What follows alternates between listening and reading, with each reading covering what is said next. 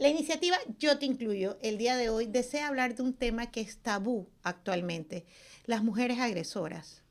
Una situación que vulnera derechos fundamentales y a la vez actualmente está regulado en un tipo penal que actualizó la legislación, pero también vincula esa igualdad procesal que muchas veces estaba estigmatizado y vulneraba los derechos fundamentales y derechos humanos de los hombres.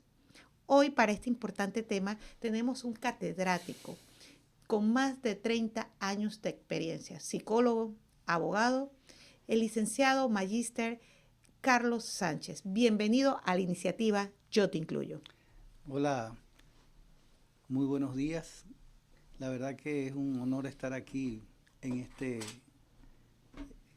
este momento compartiendo contigo, Meiki, que tengo el honor de conocerte y de tener una buena amistad.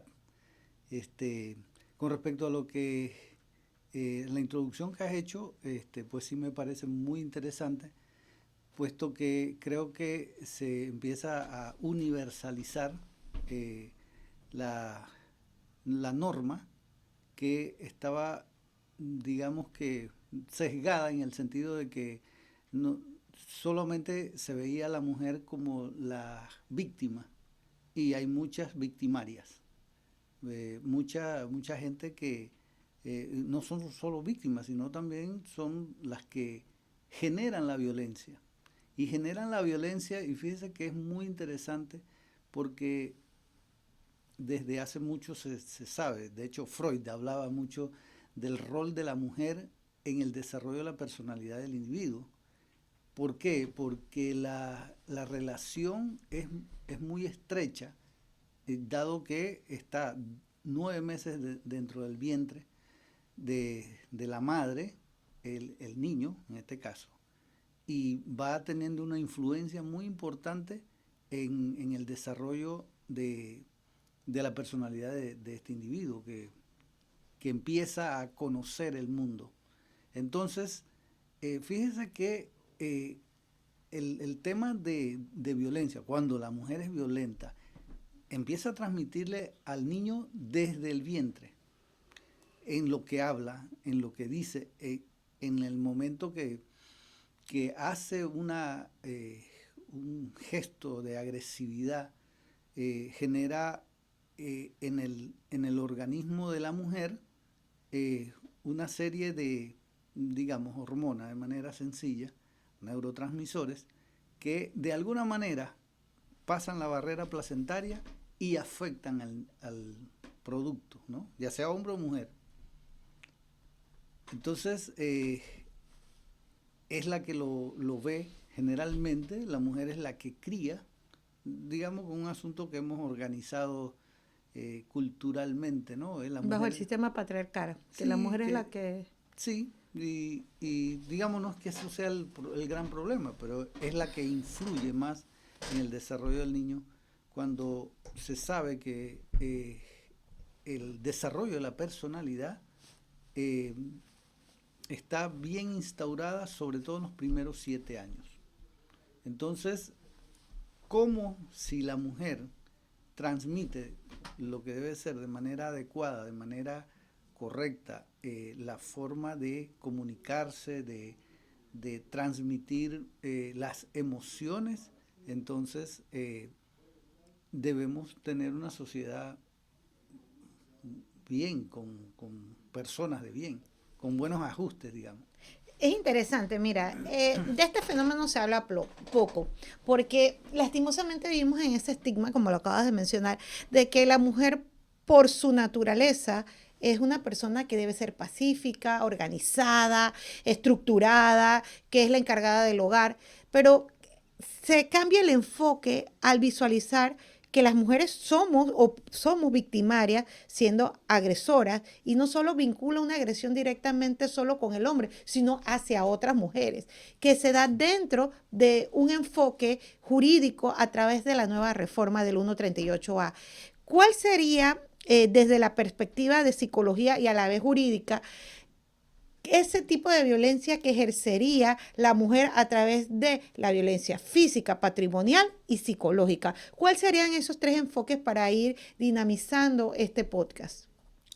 Ok, en cuanto al tema de la violencia, que en este caso, para el artículo 138A, que eh, destaca sobre todo la violencia psicológica, que es esa silenciosa, que de alguna manera hace justicia a esas heridas que no se ven, a esas formas a veces de actuar y de personas que a veces no sabemos, que bueno, gracias a Dios en nuestro país no se da, pero en otras latitudes de Estados Unidos, escuché ahora que en Brasil un chico arremetió contra una cantidad de personas disparándole. Creo que en México también recientemente hubo otro caso. Entonces, cuando uno ve una situación de violencia como esa, eh, definitivamente eso no aparece así espontáneamente. Hay todo detrás de esto eh, una situación que lleva al individuo a comportarse de esta manera, a tener estos eh, momentos muy violentos que pueden pues obviamente dañar o incluso pues matar a otras personas, y que tiene como resultado pues esa violencia silenciosa, digamos así, ¿no? Que es la violencia psicológica. Cuando ya se llega a la agresión física, pues que es más notoria, que es más visible, digamos, porque pues queda la marca. Eh, ya antes de eso, generalmente hay una violencia psicológica. Y obviamente entonces otras como la violencia patrimonial. Carlos, un paréntesis, violencia psicológica. ¿Qué tipos de comentarios podría hacer una mujer denigrante a su pareja o a alguien? Mira, esto se da mucho porque normalizamos desde pequeños el bullying. Vamos a decir que el bullying es el inicio de la normalización, donde yo estoy en una aula de clase y comienzo a agredir a otro compañero. Entonces manifiesto estos tipos de conductas y cuando estoy en una edad adulta ya comienzo a normalizarlo en la convivencia con amistades, profesionales, a la vez y hasta con nuestra pareja. ¿Qué tipo de comentarios serían los aplicables para establecer esas conductas antiéticas, antimorales dentro de esta convivencia? Sí, bueno, hay que partir porque la violencia es aprendida.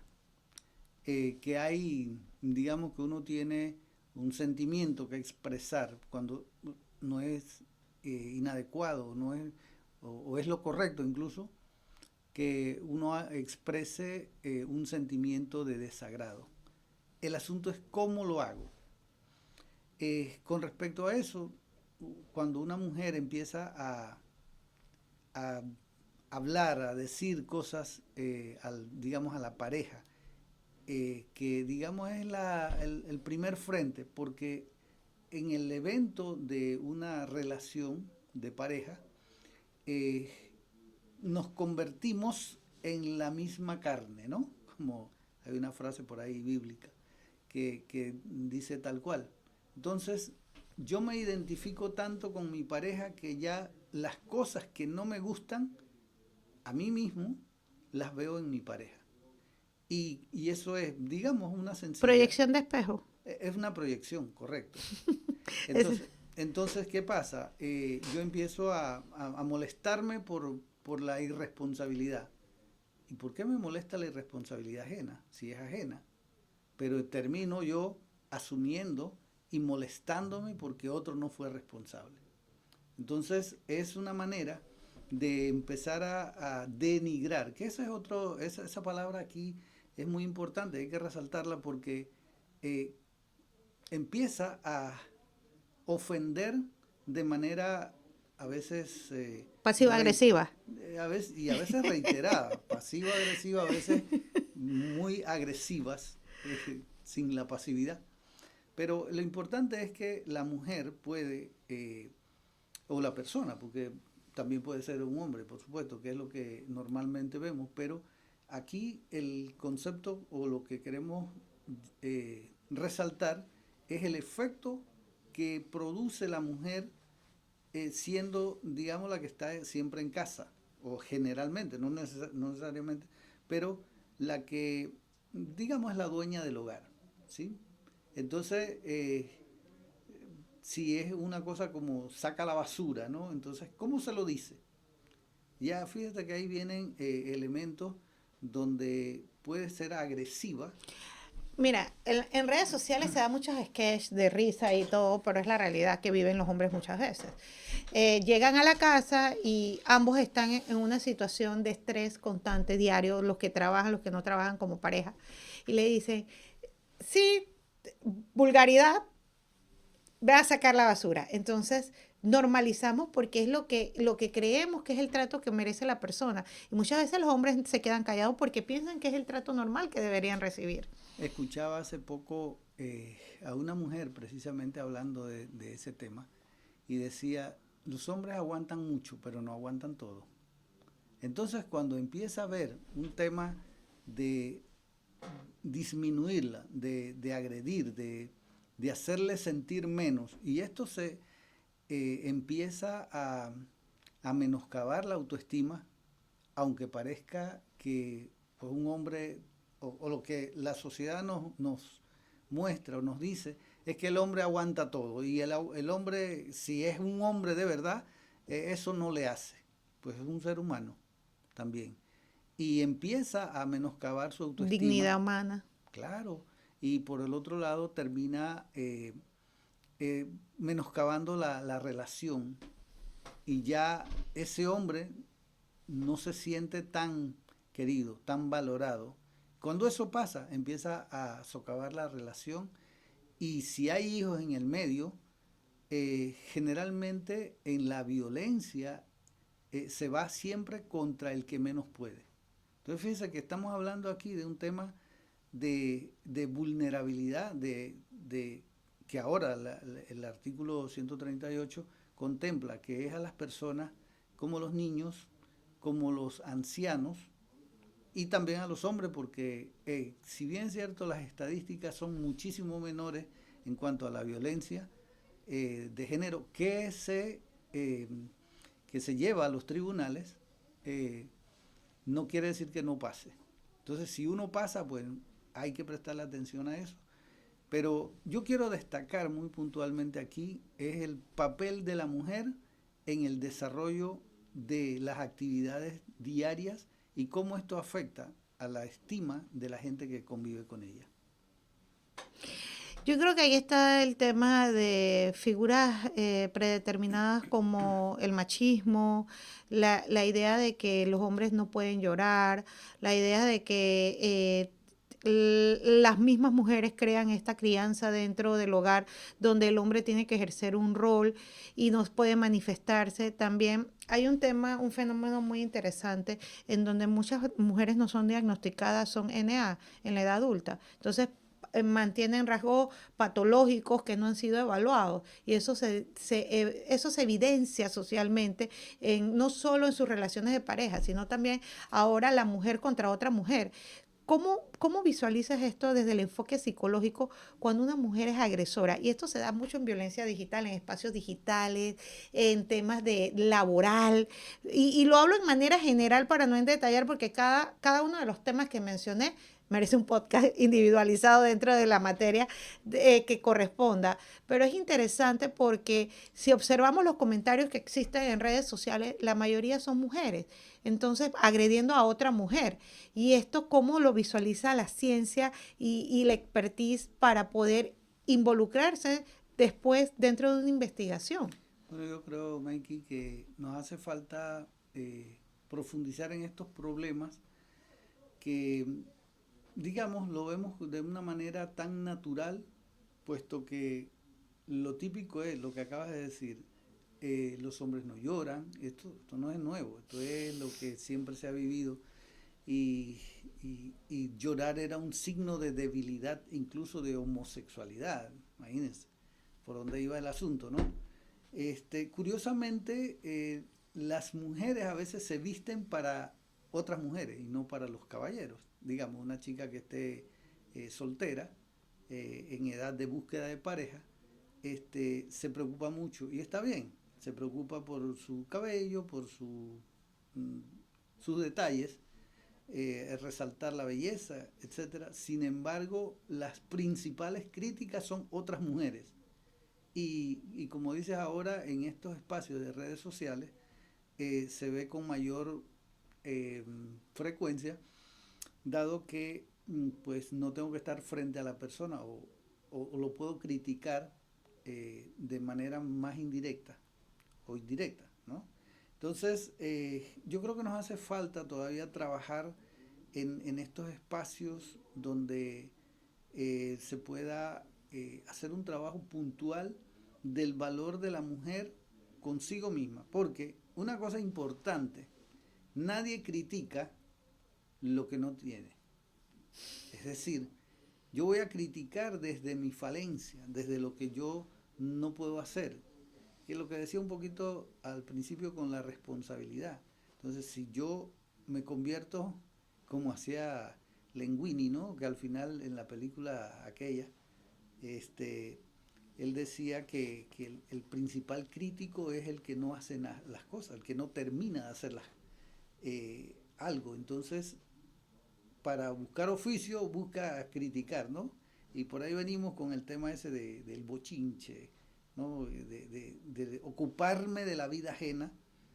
eh, y si es entre mujeres, pues con mayor frecuencia se da. El acoso, el estigma, la situación. Yo observo esto y gracias a la formación que también usted me ha brindado como docente y los demás especialistas que siempre trabajo, me brindan esa información de comprender que hay rasgos patológicos en estas conductas y ubicarse dentro de un conflicto generaría aún más esa profundidad del rasgo patológico. Pero siendo abogados, pensar con bondad siempre es bueno, pero ¿hasta qué punto afecta estas agresiones de manera individualizada, indistintamente del género, al individuo, a la persona? Sería valorable ubicarnos dentro de un tipo penal para poder canalizar esto a través de los órganos del Estado que se investiguen y se dé una afectación psicológica, Carlos. Sí, yo creo que lo que planteas es muy interesante. Yo creo que nos hace falta un buen espacio todavía, es decir, más conciencia para que esto se dé y se pueda trabajar. Yo sugeriría que trabajáramos más en prevención primero. En las escuelas. Sí, claro, cuando hablamos de prevención, en salud se habla de tres niveles, incluso de cuatro, pero importante mencionar la prevención terciaria, que es la cuando ya se da el evento, cuando Claro. ya, digamos, se cometió el delito. Entonces, ¿qué hago? Cuando hay características o conductas que empiecen a bordear los delitos, entonces estamos hablando de una prevención secundaria, pero la prevención primaria es que se debe dar antes de que suceda. Entonces, yo creo que nos hace falta mucho trabajar en esa dirección y que los programas, ojalá los programas públicos, giren en torno a eso, a la prevención, en todos los sentidos, no solo en la violencia. Prevención de drogas, por ejemplo. Si vemos el problema de drogas, que también Es lleva, otro podcast, ese es otro sí, tema. además de eso, que también lleva inmiscuida el tema violencia. Adicciones que destruyen, tanto hombres como mujeres, tanto en el Claro. alcohol, las drogas, o sea, los vicios prohibidos y los vicios que son totalmente públicos, hasta el casino, la ludopatía, puede destruir un hogar. Sí, sin duda. Entonces, son algunas de las conductas que van llevando al individuo y hablaba, o lo que te quería decir hace un momento, es que necesitamos ir solamente, o no solamente, al castigo, ¿no? Y yo creo que de alguna manera hemos salido ya con algunos pasos, ahora con el sistema penal acusatorio, pero que todavía nos hace falta más que que haya un trabajo donde el individuo se pueda regenerar. No importa qué sea, si es violencia, bueno, entonces ¿cómo ayudar a controlar la violencia? Ahora hablamos de manejo de las emociones, es un tema el manejo del control de las emociones, tanto para el agresor como para la víctima, cómo ambas partes pueden buscar ese equilibrio para la víctima para poder restaurar toda esa psiquis emocional, si fue una violencia psicológica, si fue física, cuáles son esos daños que sufrió la persona y también la parte patrimonial y también la parte del agresor, porque qué producto vamos a dar, porque si buscamos el jus puniendi solamente para sancionar, y es un punto interesante, Carlos, porque lo estás viendo desde el enfoque, desde la psicología, cómo yo como Estado puedo buscar, si es cierto, yo te sanciono, pero qué yo hago con los agresores, porque van a seguir agrediendo, o sea, qué enfoque tengo de restauración. En Colombia se da mucho la justicia restaurativa, porque a través de ese enfoque sociológico en los diferentes conflictos armados que han tenido, cómo se busca esa reparación y a la vez se apoya a la persona que desde edades tempranas, porque yo quiero resaltar esto, hay personas que toda su vida han vivido en círculos de violencia y el individuo realmente observa, aprende y replica lo que es. Y no importa el extracto, porque aquí vamos a ser sinceros. No necesariamente tienes que vivir en el gueto, no tienes necesariamente que vivir. Hay personas de extractos económicos muy elevados que gestionan la violencia de manera directa porque lo que vieron lo replican y no fueron atendidos por un especialista.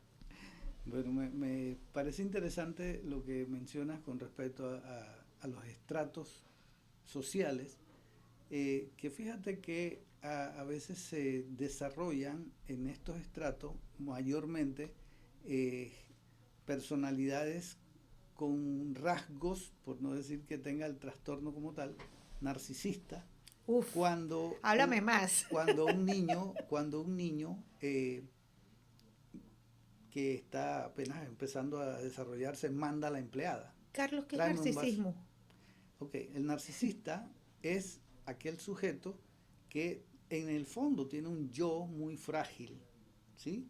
Pero para tratar de cubrirse, entonces se hace el que trata de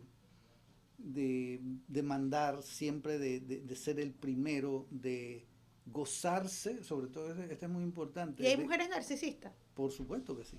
Ok. Y la otra es que también hay características que no necesariamente llegan, pero que digamos que la personalidad tiende a eso, a tener esas características. Entonces, el narcisista se caracteriza principalmente porque él es el sujeto siempre el centro del evento, ¿sí? Ok. Y los demás son utilizados solo para ese fin. Satisfacer. Claro, porque en el fondo lo que hay es tanta fragilidad que yo no puedo soportar que alguien brille más que yo. ¿Ok? Y eso hay en hombres y en mujeres. Ahora, hay otros elementos importantes que acabas de mencionar con respecto a la justicia restaurativa, que, por ejemplo, nosotros no tenemos programas, al menos la Caja del Seguro Social creo que tenía uno para personas agresoras, pero creo que aquí en la Caja del Seguro Social, en la que está cerca de la universidad, ¿cómo se llama? La Arnulfo Arias, creo que así es que se llama, y había otra en Chorrera, pero esos programas son muy limitados. No, desconozco que haya en otros lugares, pero no hay. Y otro aspecto que hay que trabajar también es con la víctima, porque fíjate que hay gente que vive victimizándose. Y ahora más interesante, si hay digamos, llevas un caso donde hay una agresión de parte, lo que típicamente es, ¿no? El hombre agrede a la mujer. Entonces, bueno, ya lo lleva ante la justicia, etcétera, etcétera. Ella lo deja y curiosamente busca generalmente otro sujeto con las mismas características. Síndrome de Estocolmo. Así es. A ver, sabes que mi otra pasión es la psicología. Entonces, sí, esa fue una de las licenciaturas que por temas de recursos no pude estudiar, pero me encanta retroalimentar. Es decir, muchas veces buscamos la misma continuidad para seguir sufriendo este ciclo de violencia y no detectamos. Por eso es importante la terapia. Yo creo mucho en la terapia para poder detectar estos patrones de conducta donde el círculo se repite con personas. Inclusive, muchas veces la carencia de colocar límites dentro de estos procesos es lo que continúa y profundiza los problemas. A veces las personas dicen, no, es porque te retiras, porque evitas. Porque evitar un conflicto y seguir continuando, porque no vas a cambiar la otra parte. La otra parte no la vas a cambiar si no detecta una situación. Entonces creo que aquí viene la decisión de la persona consciente y decir, yo estoy para este tipo de agresiones. Y lo hablo en general. Hoy hablé de todas las relaciones interpersonales que desarrollamos. Mira, estos grupos tóxicos que a veces entran los papás, discuten. ¿Cuál es el punto? No vas a ganar. Tienes 500 personas adelante. Entonces tienes que saber cómo colocar tu punto de vista, defenderlo y a veces evitar este tipo de agresiones hacia uno. No sé, es parte de ese análisis que doy a profundidad, ¿no?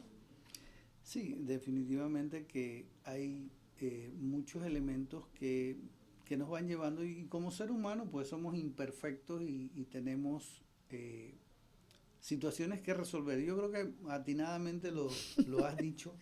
Gracias al Este, maestro, al maestro. Estas palabras son del maestro, eh, Carlos. hay mucha necesidad de trabajar la salud mental. Este es el mes de la salud mental, por eso es Es que... correcto. Entonces, ¿qué pasa? Todavía es muy incipiente. Primero, tengo que aceptar que la atención terapéutica privada es Costosa. costosa. Entonces, la atención psicológica pública es muy escasa. Por ejemplo, en un centro de salud, si es que hay, lo cubre un psicólogo y vaya, tiene que ir a varios centros de salud. Así es que no se da abasto. En la escuela, por ejemplo, ahora el Ministerio de Educación que tiene los gabinetes, muy acertado eso, pero todavía hace falta mayor cantidad de profesionales de la salud mental trabajando. Y fíjense que no solamente psicólogos, es todo un conjunto donde que van los trabajadores sociales, los DIFA, entre otros profesionales que van a ayudar a que la salud mental no sea menoscabada por las situaciones que tenemos, ya sea por un tema, digamos de, que ha sido aprendido a través del tiempo y que hemos ido acumulando, ¿no? Porque lastimosamente los trastornos o esas conductas inadecuadas vienen de familia. Así que es muy difícil de erradicar por uno mismo. De suerte que importante tanto que vaya la víctima como el victimario a atención psicológica sería lo ideal. Bueno,